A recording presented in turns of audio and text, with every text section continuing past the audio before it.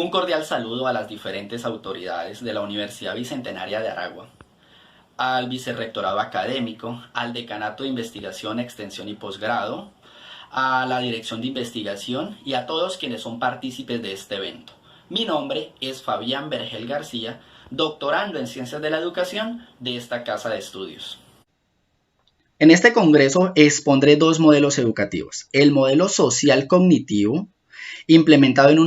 una institución de educación preescolar, primaria y secundaria, y el modelo praxeológico adoptado en una institución de educación superior en el territorio colombiano. Para ello iniciaré presentando una breve caracterización del sistema educativo colombiano para establecer un contexto y posteriormente cada uno de los modelos haciendo énfasis en sus principales características, la forma en que se integran al currículo, los estilos y tendencias pedagógicas por los que se inclina cada institución para transformar el aula en función de las características y necesidades de los aprendices en cada etapa de formación, y respondiendo también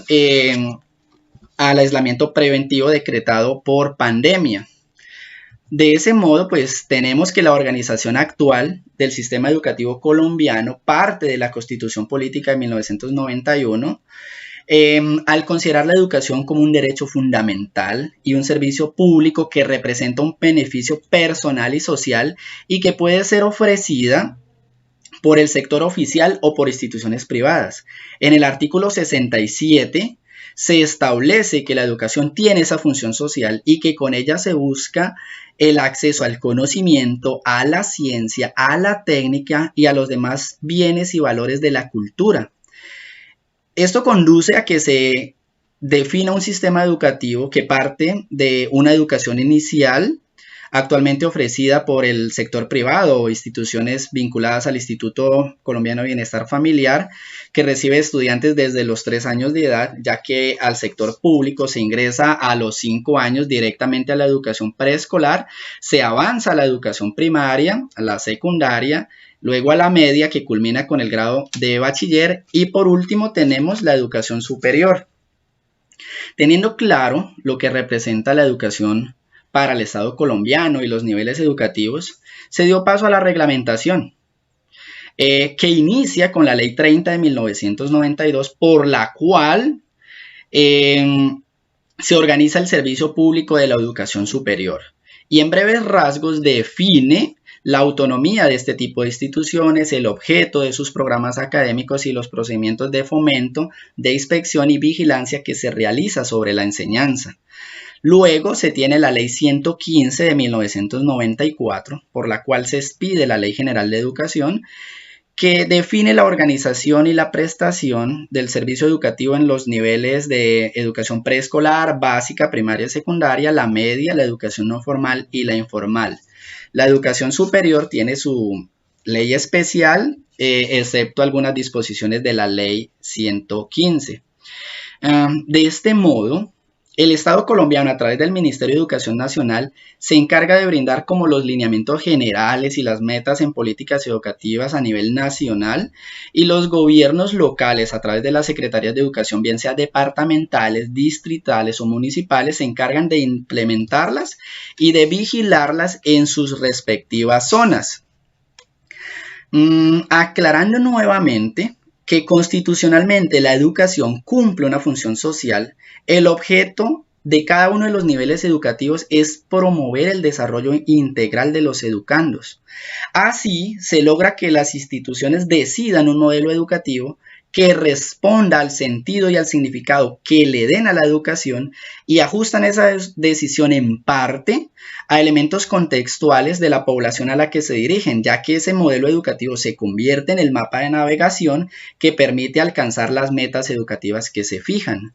Igualmente, los planes decenales de educación promueven la integración de modelos educativos innovadores que integren las tecnologías de la información y la comunicación, que garanticen la formación del ciudadano del siglo XXI desde sus características, sus necesidades y la diversidad cultural. Por esa razón, prioriza la aplicación de modelos flexibles que sean adaptables y que a su vez sean inclusivos. Bueno, luego de contextualizar lo referente al sistema educativo colombiano, abrimos paso a lo referente al modelo social cognitivo que se aplica en la institución educativa Colegio Municipal Aeropuerto, ubicada en el municipio de San José de Cúcuta. Esta es una institución de carácter público que brinda los niveles educativos de preescolar de 1 grado, básica primaria desde 1º a 5º grado, básica secundaria de 6º a 9º grado y educación media académica y técnica en los grados 10º y 11. La media técnica en la institución tiene un énfasis en sistemas.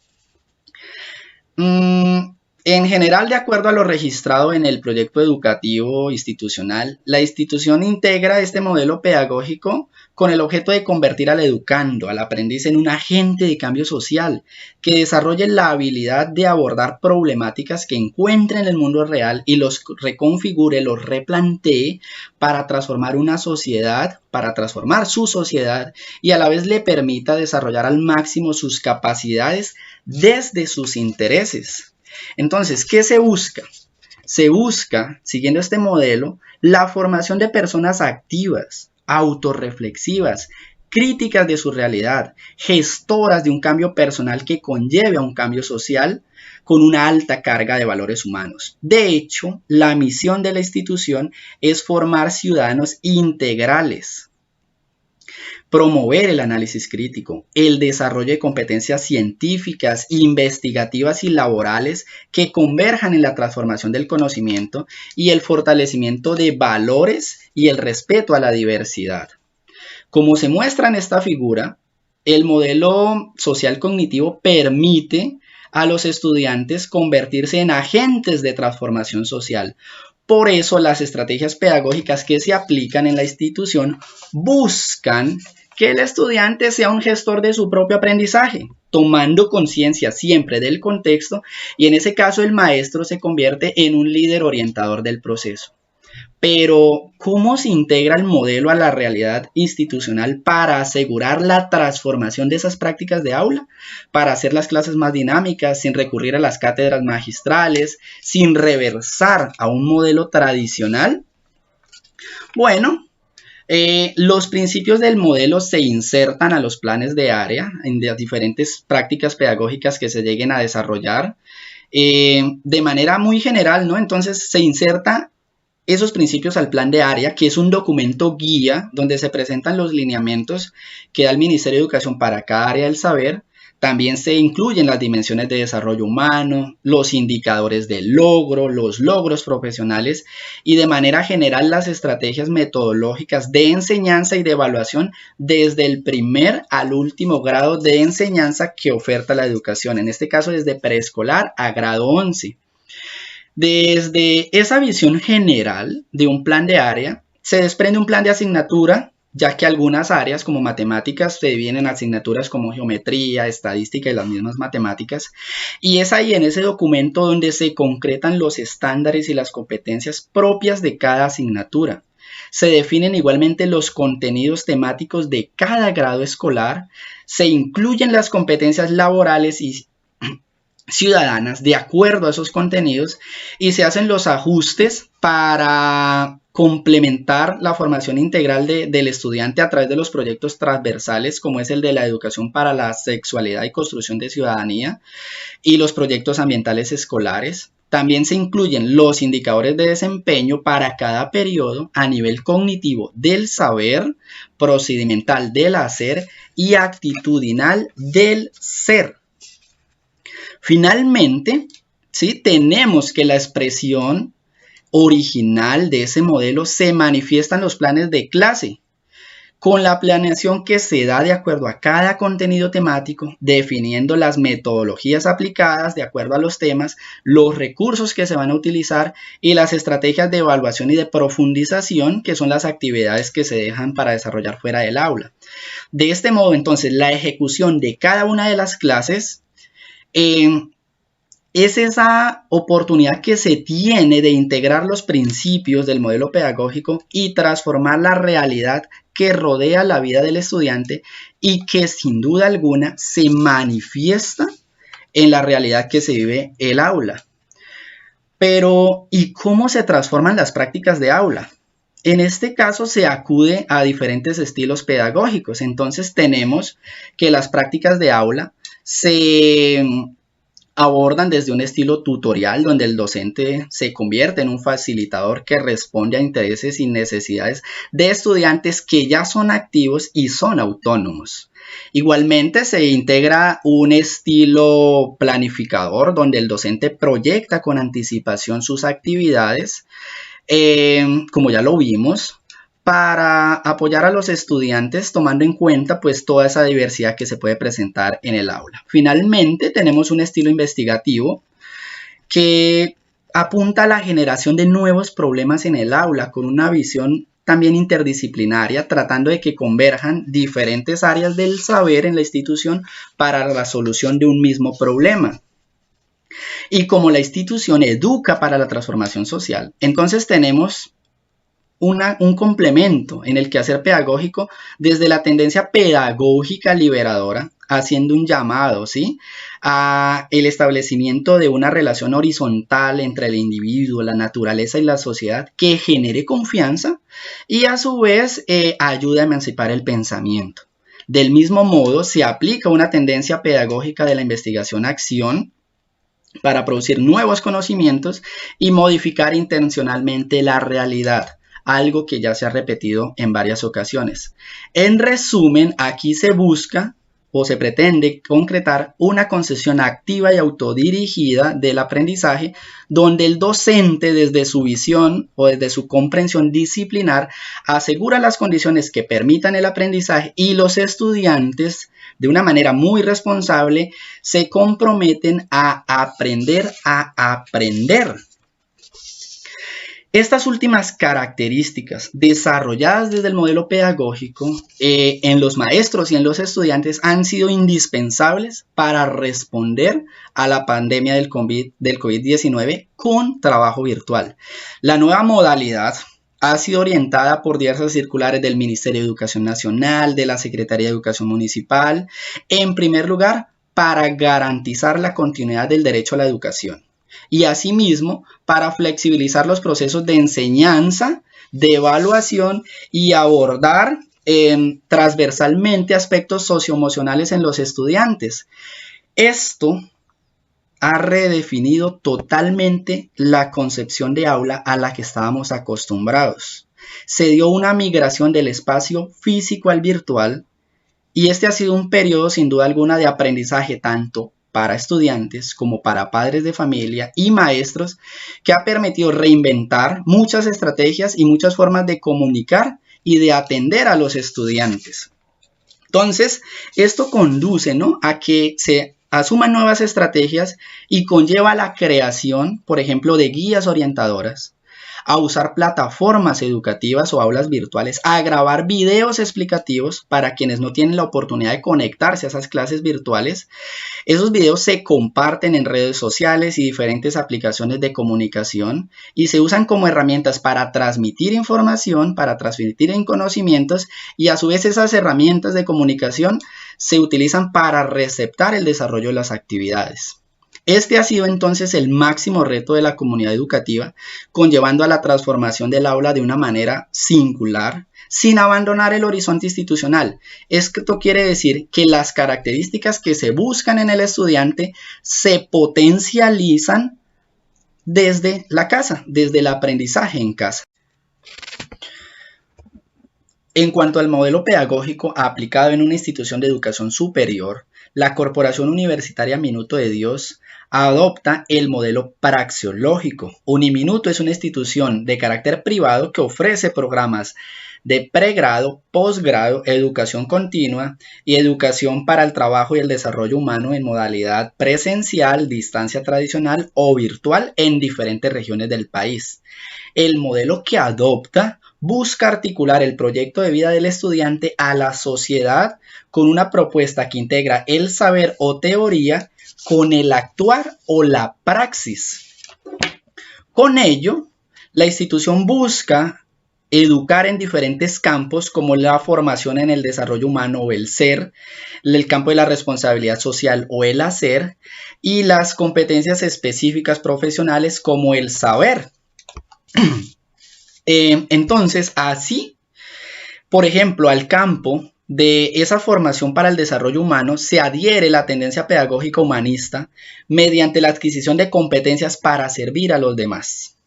El campo de las competencias profesionales pretende la transformación de la persona mediante la vinculación de la teoría y la práctica a través de una tendencia pedagógica dialéctica y la aplicación del conocimiento para interpretar y transformar la sociedad. Finalmente, el campo de la responsabilidad social representa la sensibilidad frente a las problemáticas de la nación desde el contacto con las comunidades a través de la tendencia de la pedagogía social. La característica principal de ese modelo pedagógico es la teorización sobre las prácticas, y esto se alcanza mediante un proceso praxeológico. Esta construcción de saberes sobre la praxis, como se representa en la figura, parte de un momento de observación en una fase denominada ver, donde el profesional extiende una mirada a una práctica específica o en el medio, una práctica propia, y se hace preguntas como quién realiza la práctica, por qué, para qué, cómo, cuándo, dónde, y de ese modo identificar una problemática que exigirá una comprensión adicional o una segunda mirada. Consecuentemente, se avanza a una segunda fase de reacción denominada juzgar, donde se realiza un análisis comprensivo y se hace la pregunta, ok, ¿qué puede hacerse a la luz de diversas teorías y modelos para construir un punto de vista particular o una hipótesis que dé solución a la problemática que se ha identificado en la práctica? Se avanza a una tercera fase denominada actuar, que involucra la acción consecuente a lo que se ha venido realizando. Se hace la pregunta, ¿qué se debe hacer con exactitud? Y en ese momento se hace una intervención donde se construye y ejecuta en el tiempo y en el espacio un plan estratégico de acción para transformar la práctica. Finalmente, se llega a un momento prospectivo denominado de evolución creativa, donde se reflexiona sobre las acciones que se emprendieron para detectar aprendizajes y para mirar si lo que se proyectó sucedió en la praxis o no. Ahí se modeliza el proceso, se convierte en un ejemplo de modo que pueda ser socializado e incluso replicado por otros.